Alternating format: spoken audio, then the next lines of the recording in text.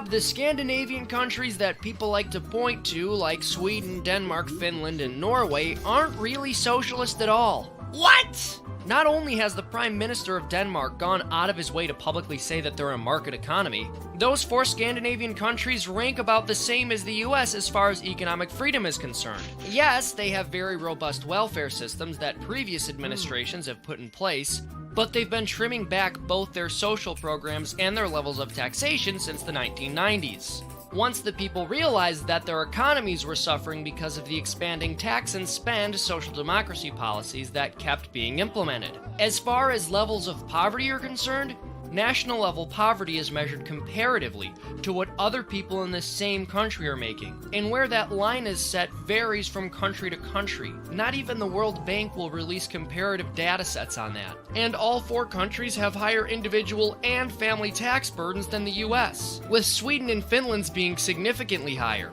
If you earn $54,000, once your employer has paid the necessary taxes for hiring you and you've paid your income taxes, you're left with $39,000 in the US and only $20,000 to $25,000 in Sweden. I wouldn't call that free anything. But what about their GDP, huh? Well, according to the World Bank's most recent data, only Norway had a GDP per capita that was higher than the US, and that's largely because of their relatively large petroleum reserves. It's also worth noting that their per capita GDP has sharply decreased in recent years.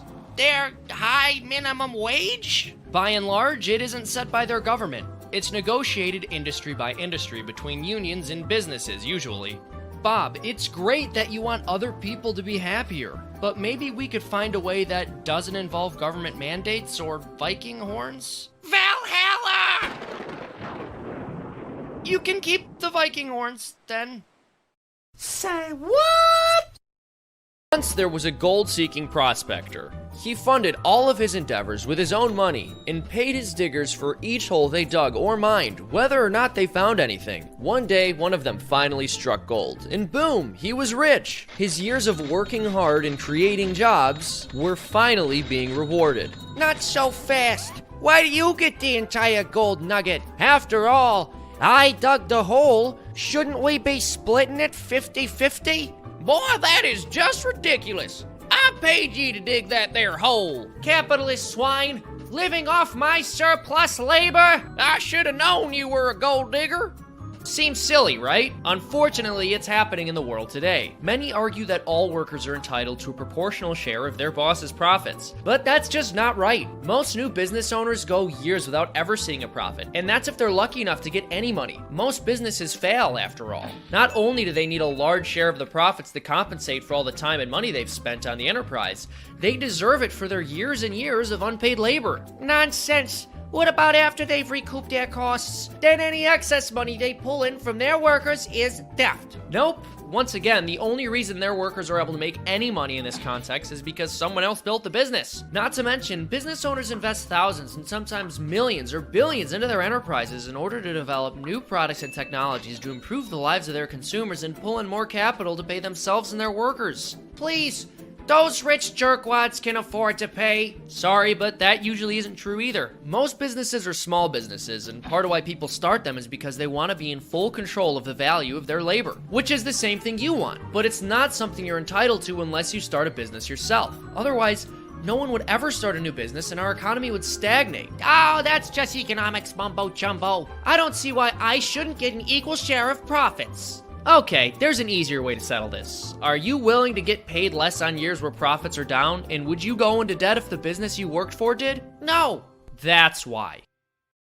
Say what? If only there was some way to make healthcare costs reasonable for people like me. Well, there isn't one simple solution to that problem. But you know what would help? Price signals. What are those? Hey, I know this one. Price signals help us figure out which goods and services are valuable to different people. Yep, we need accurate price signals to know how to allocate scarce resources most effectively. They tell us when supplies are too low or too high, when it's okay to consume more of something, and when we should cut back and help conserve our resources. But in the US, patients almost never know what their healthcare is going to cost. Prices are often mandated or heavily influenced by the government, and most people don't pay directly to begin with. So the price system is totally broken here. Exactly! How am I supposed to make a call on getting treatment when I have no idea what kind of bill I'm gonna get stuck with? Meanwhile, Ron's hogging up the doctor's time and resources because ultimately he doesn't have to pay for it. Like most people, he'll bill his insurance company, and then they'll pay whatever they have to for Ron's visit without him ever knowing or caring too much about it. In the end, what ends up being paid has no real connection to the value of the service he's actually getting, and it doesn't account for the opportunity cost of the doctor's time. The only solution here is to connect people to costs. But that would just mean rich people getting treated first. Not necessarily. First of all, doctors are going to do their best to prioritize people with the most urgent medical needs, if those people agree to be treated. Ow. But real price signals will only make it easier to figure out what services are most urgently needed and by whom. Plus, they give providers an incentive to supply more of the services that are in the highest demand. Allowing more entrepreneurship in healthcare would give patients a much wider range of options over time. In other fields, experimental new technologies start out really expensive and less effective, and only a small minority can afford them. But market competition drives the costs down over time, and the technology improves as well. This is true for food, cars, clothes, and lots of other equally essential and complicated things. But it doesn't happen in healthcare, in part because of a broken pricing structure. But in the areas of healthcare where people are connected to prices, like private clinics, dentistry, optometry, and others, we see technology improving and prices decreasing over time. But what about people who are in life-threatening emergencies and don't have time to shop around? Are you saying they should just go bankrupt? Of course not. But most of the time, when people interact with the healthcare system, it isn't for life-threatening problems. And there's this weird red spot on my chest. Let's catch up, sir. No. Most people could be looking for the best deals. But That's not always possible, I know. In the long run, a free market is the best way to drive prices down and improve healthcare for everyone. But for poor people who need emergency treatment today, we can still transition to a free market approach while helping them afford the artificially inflated healthcare costs through private charity or even government-funded vouchers, like we have with food stamps. Those didn't destroy the price system for food the way a state takeover of grocery stores would have, or the way government control destroyed the pricing structure for healthcare.